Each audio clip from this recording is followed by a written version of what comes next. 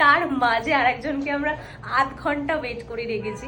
আর সেই আধ ঘন্টাটা হচ্ছে কে, তাকে একটু দেখিয়ে দিই। সেটা হচ্ছে বিপ্লব দা আমাদের ইন্টারভিউ রেখেছিল আজ 12টা থেকে 12:33। আমি টাইম দেখেই ঢুকেছি, 12:33-এ ঢুকেছি।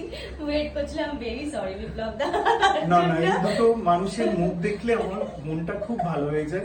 কেননা ঋদ্ধিমান এত ভালো, আমি প্রথম যখন ওর ইন্টারভিউ নিয়েছিলাম ও রীতিমতো কথা বলতে পারছিল না।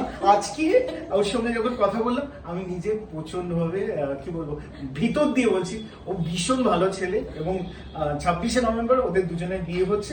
এই ব্লগটা যখন যারা দেখবে তাদের সবাইকে বলছি ওদের আশীর্বাদ করো, ভালোবাসা দিও।